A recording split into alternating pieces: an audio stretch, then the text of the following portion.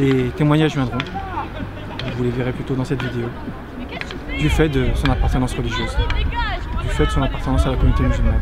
Et j'espère que ça vous marquera, et j'espère qu'on sera ensemble solidaires pour dénoncer cet état de fait et cette persécution systématique qui est faite à la communauté musulmane et aux minorités en général dans ce pays, qui se targue d'avoir les plus grandes valeurs, les plus belles valeurs et qui malheureusement ne fait que les bafouer jour après jour.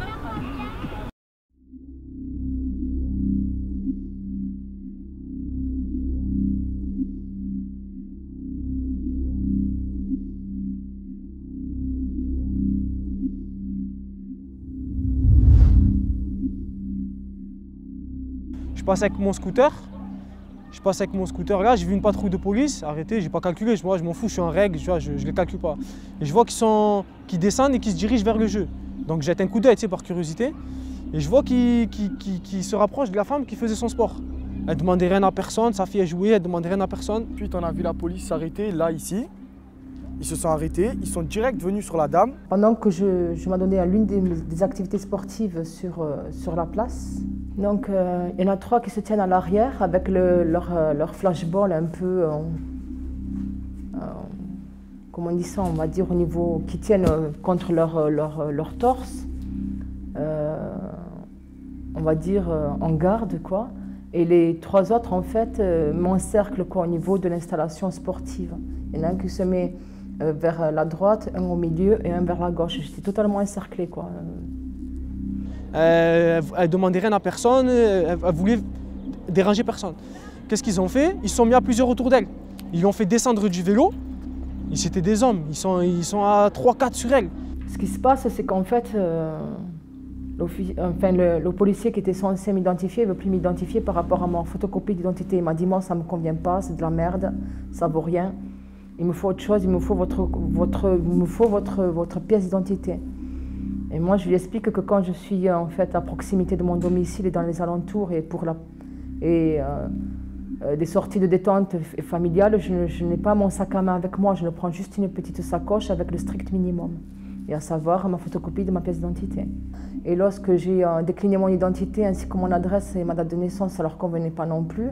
Et c'est vrai que je me suis emportée parce qu'ils m'ont dit on va t'embarquer. Ils m'ont dit on va t'embarquer, ils m'ont dit c'est bon, pas de vérification, on t'embarque, tu nous suis. Et c'est là où j'ai haussé le temps, mais je dis mais prenez ma civilité, allez au fourgon et faites votre appel. Ils m'ont dit on t'embarque, donc ça veut dire que d'ici on m'embarque, voilà, les petites vont se trouver seules. C'est à ce moment-là que j'ai compris en fait que les choses allaient tourner au vinaigre, quoi, en gros, et qu'ils allaient m'embarquer par force et que je devrais laisser mes filles seules en plein milieu de Bellefontaine. Qu'est-ce que je fais? Je commence à parler avec eux, le fais proprement, gentiment, sans manquer de respect, sans outrage. Il me remballait, il m'a carrément chié dessus. Genre, qu'est-ce que tu veux, de quoi tu te mêles, rentre chez toi, ici t'es pas chez toi. Moi et un ami, on est restés deux en dernier, genre parce que la police, en fait, ils avaient jeté des bombes lacrymogènes. Ça piquait le nez et les yeux. T'as quel âge toi? 14. Toi t'as 14 ans? Ouais. Ils ont jeté là-bas et tout, et nous on est restés là, après on est parti quand ça piquait trop.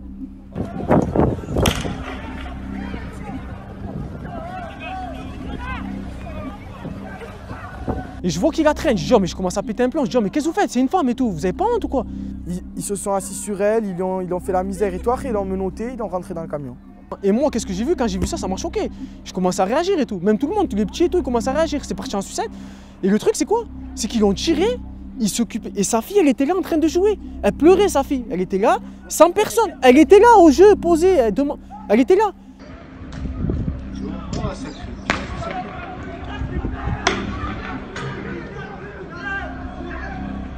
Ils sont venus avec quand même un certain comportement offensif. Et pour ma part, ça reste juste une petite remarque de ma part. Et, voilà, j'ai senti de leur part qu'ils étaient fortement alcoolisés. C'était vraiment des émanations quand même assez importantes quoi, quand ils m'ont approché. C'est-à-dire l'insulte facile, ils me touchaient plus ou moins comme ça, enfin, avec leurs mains, ils me faisaient comme ça, je dis arrêtez, ne me touchez pas. Vous avez quand même la main facile avec l'insulte facile qui va avec.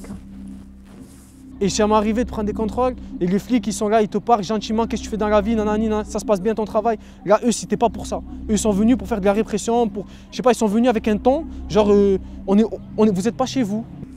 Est-ce que vous portiez à ce moment-là le voile intégral? Non, du tout. Qu'est-ce que j'ai fait? Je me suis rapproché par curiosité. Donc je suis venu, j'ai vu que non, j'ai vu qu'elle avait un gelbeb. J'ai vu qu'on voyait son visage, et qu'en fait peut-être que ça leur plaisait pas aux flics. Donc c'est même pas peut-être, c'est sûr. Pourquoi les médias maintenant? Pourquoi vous êtes là et les médias ils sont pas là? Pourquoi ils viennent pas demander notre avis? Ils sont là, ils demandent l'avis des flics. Selon source policière, elle est habillée en niqab. Et selon source des habitants, elle est habillée comment? Pourquoi ils viennent pas demander notre avis? Vous le faites, pourquoi ils le font pas? Parce que moi je l'ai vu de mes propres yeux et personne ne me l'a dit, je l'ai vu de mes yeux, elle avait pas le niqab, on voyait sa tête. Et c'est juste que ça leur a pas plu, c'est tout. Quand il a refusé de m'identifier avec ma civilité et avec les informations que je lui ai données, il est revenu sur la photocopie de la pièce d'identité.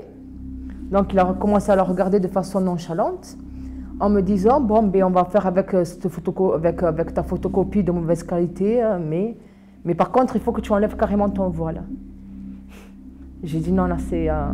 J'ai dit « Si vous voulez que j'enlève que je me dévêtisse, il faut que ce soit une de vos collègues féminines qui puisse m'identifier. Je ne me déshabillerai pas devant vous. » Okay. Et cela, il m'a dit « Allez, c'est bon, on l'embarque. » Cela, il m'a dit « Allez, vous, maintenant, ça suffit, vous nous suivez. » Et là, je lui ai dit « Non, je ne vous suivrai pas. Je ne vous suivrai pas parce que je laisse 2 filles derrière moi. Je ne peux pas vous suivre en laissant mes 2 enfants âgés de 85 ans toutes seules dans la rue. » Et on dit « Tes filles, on n'en a rien à foutre et on va les mettre au foyer. » Voilà.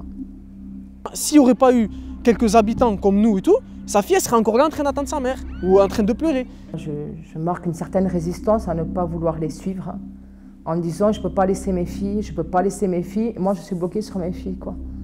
C'est pas ce refus si vous voulez, de monter dans le fourgon parce que je veux pas qu'on m'amène au commissariat. C'est pas ça. Je veux pas laisser mes filles toutes seules dans la rue, quoi. Enfin, c'est pour cela que je conteste, quoi. Et à aucun moment ils m'ont proposé en fait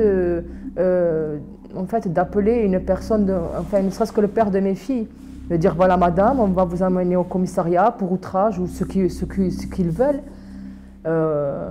Pour outrage ou pour une vérification, veuillez prévenir un membre de famille afin que les petites puissent être récupérées. Non, ça a été tes filles, on n'en a rien à foutre, on va les placer à la DAS. Je ne sais pas si c'est supportable en tant que mère d'entendre de telles choses.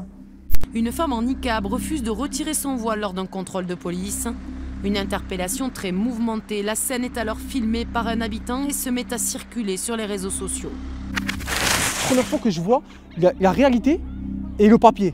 Tu vois ce que je veux dire? Et là maintenant, je vois en fait maintenant que ce qu'il raconte, les gens ils vont voir mon témoignage, ils vont croire qui maintenant?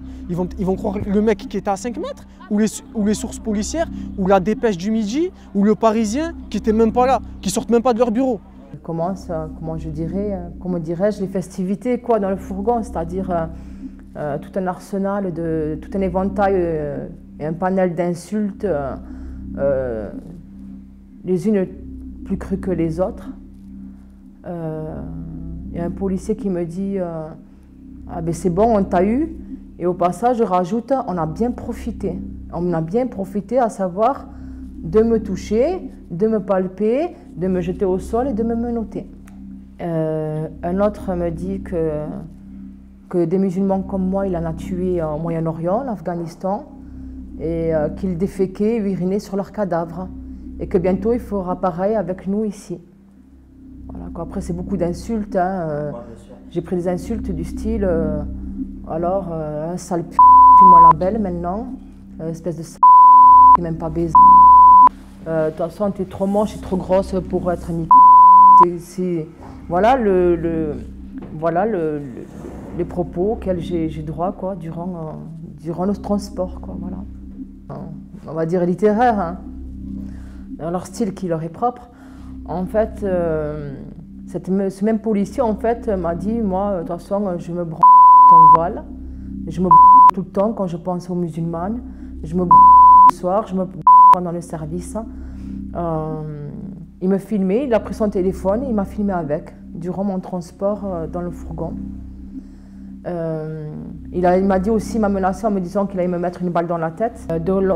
Donc là, et après, il a renchéri sur encore d'autres provocations en disant « Ouais, de toute façon, toi, la France, tu la bien. » Voilà, ses propres termes, hein, voilà, pour être au plus près en fait de son style grammatical et littéraire. En fait, je pense beaucoup à mes filles. Je dis franchement, même le florilège d'insultes que j'ai pu recevoir à ce moment-là m'importe peu, je vous le dis franchement. Même si c'est quelque chose d'extrêmement dégradant, de quelque chose qui m'atteint aussi dans ma féminité, dans ma sensibilité, et dans mon éducation également. Je pense à mes filles, quoi. Je me dis où sont mes filles, où se trouvent-elles, avec qui elles sont, quoi. J'ai laissé quand même, j'ai été contrainte de laisser par force 2 enfants de 4 ans et demi et 5 ans et demi, toutes seules dans la rue, en plein quartier de Bellefontaine. Ça a été difficile, quoi. Elles avaient les larmes au bord des yeux quand elles m'ont vue. La plus petite, celle qui est restée notamment à côté des fumigènes et qui m'attendait bien sagement alors qu'il y avait le chaos autour d'elle, elle me dit « Maman, excuse-moi, j'ai pas pu te sauver de la police. »